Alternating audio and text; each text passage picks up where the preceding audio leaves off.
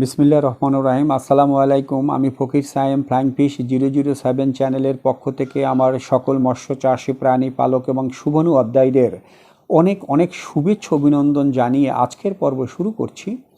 তো আজকে আপনাদের সম্পূর্ণ ভিন্ন আঙ্গিকে নূতন এবং অত্যাধিক লাভজনক অনেক লাভজনক একটা রেণু চাষ পদ্ধতি নিয়ে আলোচনা করব, যে সিজন শেষের রেণু চাষ এবং লাভজনক একটা রেণু চাষ। এখানে 2 গুণ 3 গুণ প্রফিট তো করতেই পারবেন যদি সব ক্রাইটেরিয়াগুলো মেনে আপনারা সঠিকভাবে চাষ পদ্ধতিটা করেন। তাহলে এমনটা হতে পারে যে সিজনের শুরুতে, অর্থাৎ পরবর্তী সিজনের শুরুতে, যে বৈশাখ জ্যৈষ্ঠ মাসে যে মাছ চাষ করা যে সিজনটা শুরু হবে, এই সময়টায় হয়তো পুরো বছরের রেণু চাষের যে প্রফিটটা আপনি একবারে 15-20 দিনের ভিতরে আপনার পকেটে পুরো সিজনের প্রফিটটা আপনি তুলে নিতে পারবেন। তো এই যে সিজন শেষে এই রেণু চাষটা কীভাবে করবেন, শতকে কতটুকু পরিমাণ রেণু দিবেন এবং কোনো রকম কোনো মেডিসিন ছাড়া একদম রোগমুক্ত নিরাপদ উপায়ে কিভাবে এই চাষটা আপনারা করবেন, আজকে টোটাল বিষয়টা নিয়ে আপনাদের সাথে আমি আলোচনা করব। তো এই যে সিজন শেষে এই ভাদ্র মাস বা 30 ভাদ্র পর্যন্ত বা আশ্বিনের প্রথম সপ্তাহ পর্যন্ত এই সময়টায় সাধারণত এই যে মাছের রেণু এর যথেষ্ট পরিমাণে কম দাম থাকে। 1-1.5 টাকার ভিতরে আপনি 1 কেজি রেণু হয়তো এই সময়টায় পেয়ে যাবেন। এবং এই রেণুটাকে যদি আপনি সেই চৈত্র বৈশাখ পর্যন্ত লালন পালন করতে পারেন, তাহলে এটার সাইজ হয়তো 5টা 6টা অথবা 2টা 3টা পর্যন্ত আপনাদের চলে আসবে। এটা নির্ভর করবে মজুদ ঘনত্বটার উপরে এবং আপনার পরিচর্যার উপরে। তাহলে ওই সময়টায় পুরনো মাছ, চাপের মাছ এর যথেষ্ট পরিমাণ একটা চাহিদা থাকে, অর্থাৎ পুরো সিজনের প্রফিটটা আপনি 15-20 দিনের ভিতরে আপনার পকেটে তুলে নিতে পারবেন। তাহলে এই যে রেণু চাষটা কিভাবে করবেন যাতে কোনো রকম কোনো রোগ ব্যাধি না আসে এবং কিভাবে লাভজনক হয়, আসুন এই বিষয়টা নিয়ে আজকে আমরা আলোচনা করি। তো যাদের পুকুর সেচ দিতে চাচ্ছেন না, যে জাল টেনে সমস্ত মাছ ধরে সেখানে বা এই যে বিষ প্রয়োগ করে আপনারা সমস্ত সব কিছু মেরে পুকুরটাকে ক্লিন করতে চান, এবং যারা পুকুরটা সেচ দিয়ে তারপরে এই রেণু চাষটা করতে চান, তো পানি থাকা অবস্থায় আপনারা প্রতি শতকে 15 থেকে 20 গ্রাম কপার সালফেট বা তুতে, আর যারা পুকুরটা সেচ দিয়ে করতে চাচ্ছেন তারা 12 থেকে 15 গ্রাম কপার সালফেট বা তুতে প্রতি শতকে এটাকে পানিতে গুলিয়ে সমস্ত পুকুরে এটা ছিটিয়ে দিবেন, একদম পুকুরের পাড় সহ। এই অবস্থায় রেখে দিবেন 12 থেকে 15 দিন। তো 12 থেকে 15 দিন পরে আপনাদের প্রতি শতকে চুন প্রয়োগ করতে হবে কমপক্ষে 3 কেজি এবং সর্বোচ্চ 5, 7, 10 কেজি পর্যন্ত। এটা কাদার পরিমাণটা বেশি কম ভেদে, যদি কাদার পরিমাণটা কম থাকে তাহলে 3 কেজি করলেও হবে, আর যদি কাদার পরিমাণটা একটু বেশি থাকে সেক্ষেত্রে 5, 7, 10 কেজি পর্যন্ত আপনারা করতে পারেন। কারণ আমরা কিন্তু এখন যে রেণু চাষটা করছি, এখানে কিন্তু আমরা রেণু চাষ 4-5 মাস এখানে রেখে দিব, এবং যাতে কোনো রকম কোনো মেডিসিন প্রয়োগ করতে না হয়, আমরা নিরাপদভাবে মাছটাকে করতে পারি, সেজন্য আমাদের এই চুনটা এখানে বেশি প্রয়োগ করতে হবে।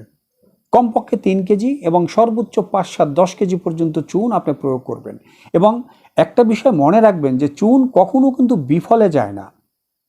এর 60% আপনি আপনার মাছের মাধ্যমে আপনি ফেরত পাবেন, কারণ এর যে ক্যালসিয়ামটা মাছের মজবুত দেহ গঠন, এর হাড় গঠনে যথেষ্ট পরিমাণে ভূমিকা রাখে এই চুনের ক্যালসিয়াম। আপনার এই পাথর চুনটা এভাবে ভিজানোর পরে, অবশ্যই পাউডার চুন না, এটা পাথর যে চাকা চুনটা 1 থেকে 2 ঘন্টা ভিজানোর পরে গরম গরম অবস্থায় আপনারা সমস্ত পুকুরে এটা ছিটিয়ে দিবেন। এটা দেওয়ার 1-2 ঘন্টা পরে অথবা পরের দিন প্রতি শতকে আপনারা 1.5 থেকে 2 কেজি করে ছাই প্রয়োগ করবেন।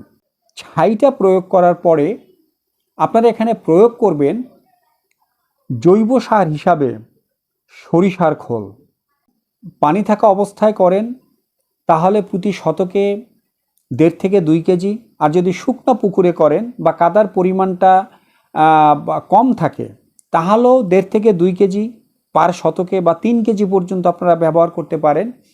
আর যদি কাদার পরিমাণটা বেশি থাকে তাহলে 1 থেকে 1.5 কেজি এটা প্রয়োগ করলে আপনাদের চলবে। তবে সরিষার খোলটা অবশ্যই আপনারা 72 ঘন্টা থেকে 5 দিন এটা ভিজানোর পরে তারপরে প্রয়োগ করবেন। কারণ এই সরিষার খোলের ভিতরে যে মার্স গ্যাসটা আছে এটা কিন্তু আমাদের পুকুরের প্রাকৃতিক পরিবেশের জন্য যথেষ্ট পরিমাণ ক্ষতিকর। এখন হয়তো বলতে পারেন যে আমার খালি পুকুরে আমি আস্ত সরিষার খোল দিলে সমস্যা কী? আপনি যে সরিষার খোলটা প্রয়োগ করবেন এটার কিছুটা তো আপনার কাদার নিচে চলে যাবে, এবং যখন পানিটা স্থির হয়ে যাবে বা কাদাটা স্থির হয়ে যাবে তখন উপরে একটা সরের মতো পড়ে, এই গ্যাসটা এই সরের নিচে থেকে যায়।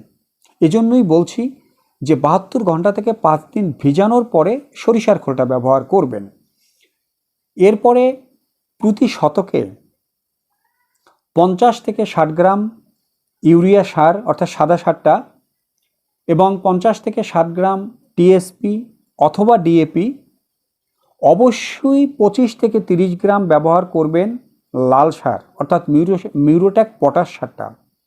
কারণ আমরা জৈব অজৈব যে সার আমরা পুকুরে ব্যবহার করি তার যে গুণাগুণ, এই গুণাগুণের ব্যালেন্সটাকে নিয়ন্ত্রণ করতে আমাদের পটাশ সারটা অবশ্যই প্রয়োজন।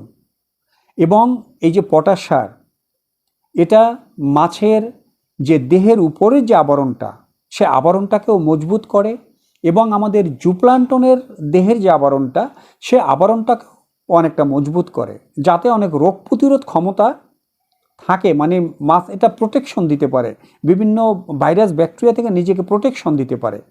কারণ যেহেতু আমাদের সামনে শীত চলে আসছে, বিভিন্ন ধরনের শীতজনিত রোগ, ভাইরাস ব্যাকটেরিয়া, তা বিভিন্ন ঘাওজনিত প্রবলেম এই সময়টায় চলে আসে।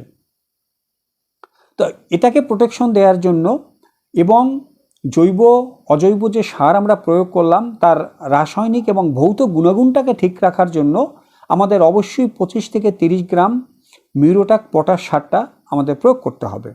তো এটা প্রয়োগ করার পরে প্রতি শতকে আমরা রেণু দিব 25 থেকে 30 গ্রাম, এর বেশি কোনোভাবেই না। আর যাদের রেণু ট্রান্সফার করার অর্থাৎ ধানি সাইজ হওয়ার পরে ট্রান্সফার করার মতো সুযোগ রয়েছে তারা 50 থেকে 60 গ্রাম পার শতকে দিতে পারেন, কোনো সমস্যা নেই। তো এভাবে আপনারা রেণুটা দিবেন। রেণুটা দেওয়ার দিন অর্থাৎ যখন ছাড়বেন ওই সময়টায় এর 1 ঘন্টা আগে অথবা আগের দিন অবশ্যই প্রতি শতকে 500 গ্রাম থেকে 1 কেজি লবণ আপনারা প্রয়োগ করবেন। অবশ্যই লুজ লবণটা আপনারা প্রয়োগ করবেন, কোনো আয়োডিনযুক্ত লবণ নয়। এবং এই লবণটার 60% লবণ আপনারা গুলে দিবেন এবং 40% লবণ সমস্ত পুকুরে আপনারা ছিটিয়ে দিবেন। এরপরে আপনার রেণুটা ছেড়ে দিলেন। এখন রেণুর যে খাদ্য, যেহেতু আমাদের শীত সন্নিকাটা চলে আসছে, কারণ আশ্বিন মাসের 15-20 তারিখের পর থেকেই শীতের প্রভাবটা আসতে শুরু করবে, সেক্ষেত্রে আমাদের 1 মাসের ভিতরে আমাদের রেণুটাকে ধানির চেয়ে একটু বড় করতে হবে, কারণ যাতে ওর দেহটা একটু মজবুত হয় এবং রোগ প্রতিরোধ ক্ষমতাটা আমরা তৈরি করতে পারি ওর দেহে। তো এজন্য আপনারা প্রথম 1টা মাস কিছুটা পাউডার খাবার চাইলে প্যাকেটজাত যে পাউডার বাজারে পাওয়া যায় 35 থেকে 40% প্রোটিন সমৃদ্ধ, এটা আপনারা দিতে পারেন। আবার যদি নিজেরা হাতে তৈরি করে বিভিন্ন র মেটেরিয়ালস, আমার এই চ্যানেলে দেয়া আছে যে বিভিন্ন র মেটেরিয়ালস কিনে যেই সেই পার্সেন্টেজ অনুসারে আপনারা যে খাদ্যটা তৈরি করবেন, তো এটা দিয়েও যদি আপনারা একটা ভেষণ আটা বা ময়দার মিলে নিয়ে আপনারা তৈরি করে নিজের হাতে খাদ্যটা তৈরি করেন, আমি মনে করি হাতে তৈরি করা খাদ্যটাই সবচেয়ে ভালো, কারণ আমি জানলাম যে আমি কি দিচ্ছি আমার মাছকে। যাই হোক, এটা দেওয়ার পরে আপনারা 1 মাসের মধ্যে মাছটাকে একটু ধানের চেয়ে একটু বড় পর্যায়ে নিয়ে গেলেন। এরপরে কিছুটা পরিমাণে সরষার খোল, এটা অবশ্যই 48 ঘন্টা থেকে 72 ঘন্টা ভিজানোর পরে আপনারা পুকুরে প্রয়োগ করবেন। এভাবে আপনাদের এই যে শীতকালীন যে সময়টা, এই সময়টায় প্রতিদিন একবার করে কিছুটা পরিমাণে সরিষার খোল, অর্থাৎ আপনার পোনার যে একটা বডি ওয়েট, সে বডি ওয়েটের 1% বা 1.5% এরকম একটা হিসাব করে প্রতিদিন একবার দিলেই এটা এনাফ। এবং যে মাসিক পরিচর্যা, সেই মাসিক পরিচর্যায় অবশ্যই 200 গ্রাম চুন, 200 গ্রাম লবণ এবং 50 থেকে 60 গ্রাম মোলাসেস বা চিটাগুড়, এটা প্রয়োগ করতে হবে। এখানে মাঝখানে আর ছাই প্রয়োগ করার বা দরকার হবে না। আর যেহেতু শীত চলে এসছে, এই সময়টায় আপনাদের এই যে রাসায়নিক সার, এটা প্রয়োগ না করলেও চলবে, এটা দরকার হবে না। কারণ এই যখন পুকুরের পানিটা কমতে শুরু করবে, এই সময়টায় পাড় থেকে পানি আস্তে আস্তে নিচের দিকে নেমে আসবে এবং বিভিন্ন যে পুষ্টি পদার্থ, সেটা এর সাথে আমাদের পুকুরে চলে আসবে। যার জন্য এই শীতের সময় এমনিতেই পুকুরে ফাইটোপ্ল্যাঙ্কটন, জুপ্ল্যাঙ্কটন এবং ইউগ্লেনার মতো প্রবলেম আমাদের ফেস করতে হয়। যার জন্য এই রাসায়নিক সারটা প্রয়োগ করার কোনো প্রয়োজন নেই। শুধুমাত্র চুন, লবণ এবং মোলাসেস, এই ডোজটা আপনাদের ঠিকভাবে করলেই হবে। তবে প্রতি মাসে আপনারা যে লবণটা প্রয়োগ করবেন, যে 200 গ্রাম, এখানে আপনি 200 গ্রামের জায়গায় 300 বা 400 গ্রাম লবণ প্রয়োগ করবেন প্রতি মাসে। এবং সেটা মাসে না করে এই পরিচর্যাটা আপনারা অর্ধমাসিক নিয়ে আসতে পারেন, তাহলে আরও ভালো হয়। অর্থাৎ 300 গ্রাম চুন, আপনার 400 গ্রাম লবণ, 50 থেকে 60 গ্রাম যে মোলাসেস, এটাকে আপনারা 100 গ্রামে নিয়ে গেলেন। এর 50% করে 15 দিন পর পর আপনারা এটা পুকুরে প্রয়োগ করবেন। এবং যে লবণটা প্রয়োগ করবেন, সেই লবণের 60% পানিতে গুলে দিবেন এবং 40% আপনারা সারা পুকুরে ছিটিয়ে দিবেন। এবং প্রতি মাসে অবশ্যই একবার হরহা টেনে চেষ্টা করবেন যে তলানিতে যে অ্যামোনিয়া গ্যাসটা যেটা তৈরি হয়েছে বা যে শটটা তৈরি হচ্ছে, সেই শটটা যাতে ভেঙে যায়। এটা এই যে লবণটা, যে আস্ত লবণটা ছিটিয়ে দিলেন, তাতেও অনেকটা অ্যামোনিয়াটা নিয়ন্ত্রণ করবে। এবং যে মোলাসেসটা ব্যবহার করবেন, এই মোলাসেসের জন্য আপনার মাছের যে মলমূত্র এবং জৈব অজৈব যে পদার্থ, যেটা পচনশীল অবস্থায় পুকুরের তলানিতে পড়ে আছে, এখান থেকে অ্যামোনিয়াটা রিডিউস করে এটাকে রিসাইকেল করে আবার মাছের খাদ্যে রূপান্তরিত করবে হলো এই মোলাসেস। তো এই জন্য আপনারা মোলাসেসটা অবশ্যই এটা পুকুরে প্রতি মাসে 2 বার, অর্থাৎ অর্ধমাসিক ট্রিটমেন্ট করলে এভাবে আপনারা এটাকে প্রয়োগ করতে পারেন। তো আশা করি এভাবে যদি আপনারা একটা রেনু চাষ, অর্থাৎ এখন কম দামে রেনুটা কিনে আপনারা যদি আগামী সেই চৈত্র মাস পর্যন্ত বা বৈশাখ মাস পর্যন্ত আপনারা এটাকে মজুত করেন এবং একটা ভালো সাইজে নিয়ে আসেন, তাহলে এই যে চাষের যে সময়টা শুরু হবে, এই সময়টায় এই যে পুরনো মাছ, এই যে চাপের মাছ বা এই যে বড় সাইজের যে মাছটা, এর একটা ভালো মূল্যে আপনারা এটা বিক্রি করতে পারবেন।